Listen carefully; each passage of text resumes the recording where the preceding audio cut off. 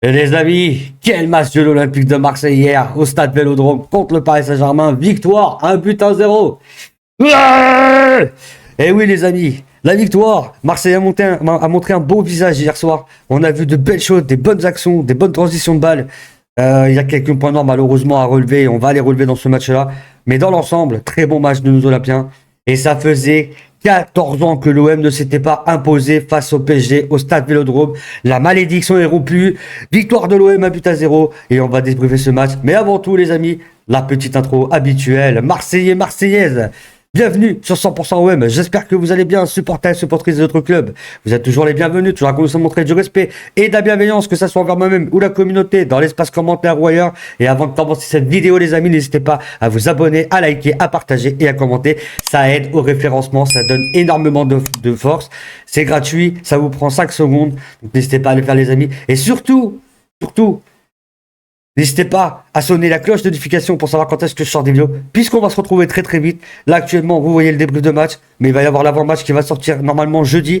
Et puis le live OM Strasbourg, voilà, qui va être vendredi, tout simplement, comme je le fais d'habitude pour la Liga. Et nous, on va passer du coup au résumé du match de l'OM. Et pour ça, on va se mettre sur le débrief. Voilà. Avec les nouveaux overlays. Qu'est-ce que j'aime ces nouveaux overlays. Oh, je suis content. Ouais, c'est moi qui les ai fait. Alors, pour ce qui est du résumé du match, 5e minute de jeu, but de Naïef Aguerd sur un corner. Il surpasse Chevalier. Il prend la hauteur sur Chevalier. Il met une tête et ça rentre. Pavard. Aguerd qui marque encore une fois, les amis. Deuxième but de Aguerd. Combien va-t-il en planter cette saison? Je sais pas. C'est un défenseur, mais en tout cas, il marque. Et ça, c'est bon. Et encore une fois, très solide. Hein. Naïef Aguerd sur la défense. Très, très, très solide. À la 18e minute, les amis, on a un carton jaune pour Benjamin Pavard sur un tirage de maillot. Alors, il aurait pu éviter ce carton jaune, mais bon. Voilà. C'est dommage. Et puis, après, plus rien jusqu'à la mi-temps. Et à la mi-temps, 50e minute de jeu. Carton jaune pour Wea sur une faute. Et puis, 61e minute de jeu, on a l'entrée de Pierre-Emerick Aubameyang qui remplace Pachao. Pourquoi? Parce que Pachao, il n'a pas été très bon, les amis. Et on le verra dans mes tops et mes flops. Hein. Personnellement, il va y être. Hein. Il va être dedans.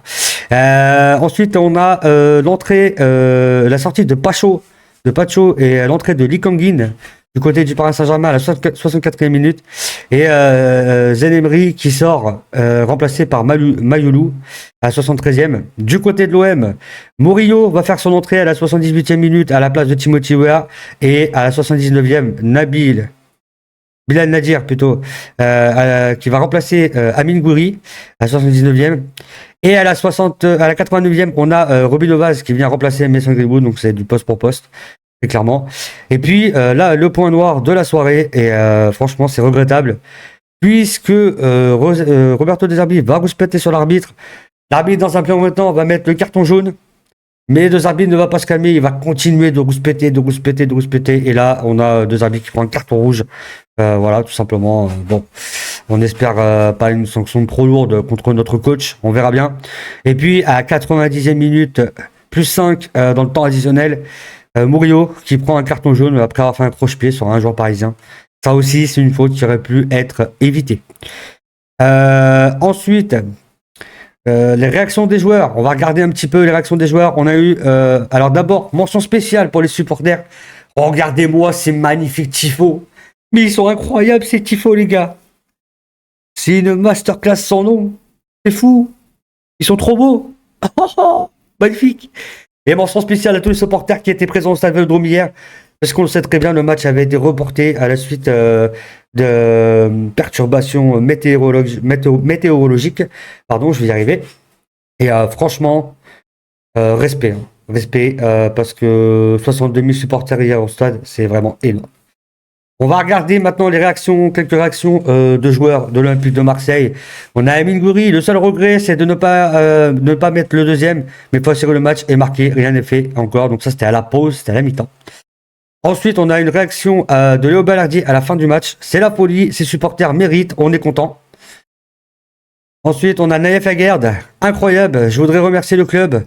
Ils m'ont facilité l'adaptation. C'était un match très important pour le public marseillais. C'est aussi la réussite du staff technique On va savourer et continuer à travailler. Ce n'est pas mon travail de marquer des buts, mais si je peux le faire, je ne vais pas m'en priver. Le PSG, ce n'était pas un match facile. C'est une équipe qui joue très bien et qui presse, mais met de l'intensité.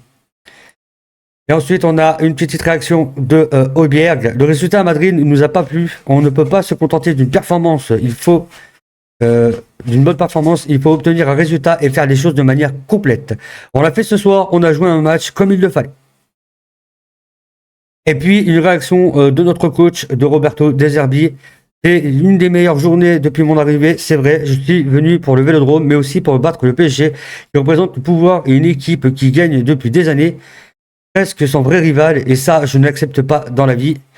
Mais cela reste une victoire et 3 points, on n'a rien fait jusqu'ici.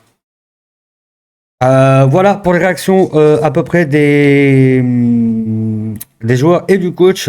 On va aller voir les stats du match qui sont ici. Et donc dans les stats du match, on est sur une possession de balle pour l'Olympique de Marseille de 32%, pour le PSG de 68%. C'est vrai que le PSG avait beaucoup plus les pieds sur le ballon. Marseille avait un petit peu du mal à avoir la possession. Mais c'était pas très grave, franchement, honnêtement. 9 tirs au total pour l'Olympique de Marseille, 2 de cadrés, et on met un but. Le Paris Saint-Germain, 12 tirs au total, 5 tirs de cadrés, 0 but. On a eu 3 grosses occasions, le PSG on a eu 2. On a eu 5 corners, 3 pour le PSG. Pourcentage de passes, on est à 80%, 245 passes réussites sur 308. 91% pour le PSG, 3 cartons jaunes. Et franchement, moi, ces stats, elles me plaisent. Pourquoi? Eh ben, parce qu'on n'a pas eu beaucoup la possession de balle, mais on a pressé très haut, on a été impactant. Voilà, on va regarder la première mi-temps. Voilà, sur la première mi-temps, on a fait 7 tirs. Rien que sur la première mi-temps, un tir cadré, un but. Magnifique. Je peux demander de plus. Et puis voilà, les amis. Et on va regarder du coup la compo de l'Olympique de Marseille, qui était donc celle-ci. On a joué avec au gardien Rudy. Voilà, Rudy au goal. Aguerd, Balerdi, Pavard, Emerson en ailier gauche, Wea en ailier droit, Højbjerg, O'Reilly, très intéressant les amis, très intéressant. J'ai tout compris de ce joueur, je vous le dis tout de suite, j'ai tout compris de ce joueur, extrêmement intéressant. Ensuite on a eu Pachao qui a débuté titulaire les amis. Greenwood à droite comme d'hab et en pointe Amine Gouiri. Voilà, on a eu les remplacements. Après les remplacements, on a eu Aubameyang qui est rentré, Murillo, Bilal Nadir, je vais y arriver, et Robin Ovaz qui est rentré. Voilà. C'est tout ce qu'on a à dire sur la compo. Pour moi, compo surprenante. Je m'y attendais pas de la part de Pachao, de la part de Zerbi, pardon. Mais voilà, très bonne compo, mine de rien, avec quelques points noirs. Je vais revenir sur la performance de Pachao. Pachao qui a été plutôt invisible pendant ce match. Il a tenté 2-3 actions, 2-3 comptes, mais ce n'est pas passé à chaque fois. Balerdi, encore quelques erreurs ce soir. Une perte de balle à un moment donné où ça a failli faire but. Heureusement qu'on a Rudy derrière parce que sinon on est dans la mouise. Et voilà, Rudy, franchement, très bon match. Très bon match de Rudy. Pavard, très bon match, solide, costaud. Aguerd, c'est pareil. Emerson, c'est pareil. Gouiri, bon dans l'ensemble, même si on l'a pas trop vu. Je sais que certains supporters seront pas d'accord avec moi, mais pour moi, il a été un peu invisible. Greenwood, à son habitude, nonchalant, qui apporte de l'impact quand même, mine de rien, en attaque. On a vu plusieurs fois qu'il a fait des débordements sur le côté droit et puis qui est revenu souvent défendre. Donc, c'est très bon. Et je voulais vous dire que l'homme du match, c'était Nayef Aguerd, les amis, homme du match sur ce Marseille PSG. Pour ce qui est de mes tops et mes flops, et ben, je mets en top O'Reilly, qui a fait un plutôt bon match. Je mets Emerson, qui a fait un bon match aussi. Aguerd dans les tops. Bien évidemment, Pavard également. Je vais pas en mettre beaucoup parce que sinon on pourrait quasiment mettre toute l'équipe. Et dans mes flops, je mets Pachao. Malheureusement, je suis désolé pour lui. Je mets Balerdi aussi pour ses quelques erreurs qu'il a fait. Et puis, je crois que ça sera tout pour moi. On va rester là-dessus et ça sera très bien. Alors, la suite, les amis, qu'est-ce que la suite pour l'Olympique de Marseille? Et bien, la suite, c'est les prochains matchs de l'équipe de l'OM, donc de l'OM. Alors, je vais aller dans mes favoris. Alors, on va cliquer sur l'OM. Voilà. Tac. Calendrier. Et donc, les prochains matchs de l'Olympique de Marseille, c'est le déplacement à Strasbourg, les amis, déplacement à Strasbourg.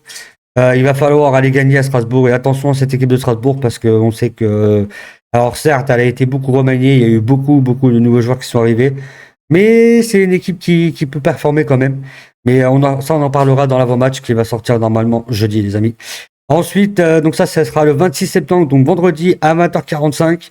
Et puis, on a un match de Ligue des Champions, phase de Ligue, le 30 septembre contre l'Ajax.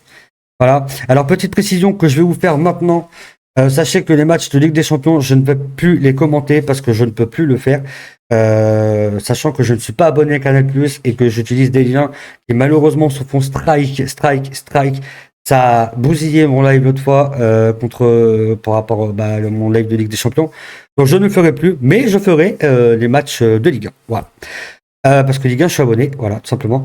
Ensuite, après, on va se déplacer à Metz le 4 octobre. On va recevoir le Havre le 18 octobre.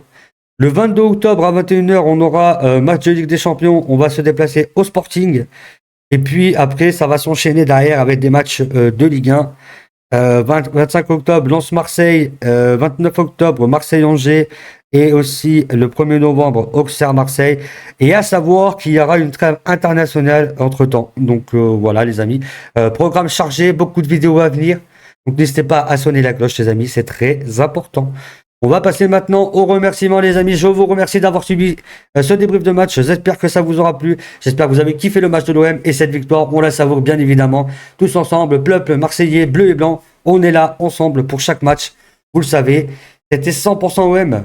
Prenez soin de vous. Encore une fois, n'hésitez pas à vous abonner, à liker, partager, commenter et à sonner la cloche de notification. C'est super important. Ça aide au référencement les amis. Prenez soin de vous. À très vite pour de nouvelles vidéos. C'était 100% OM. Allez l'OM. À la vie, à la mort. Ciao la famille.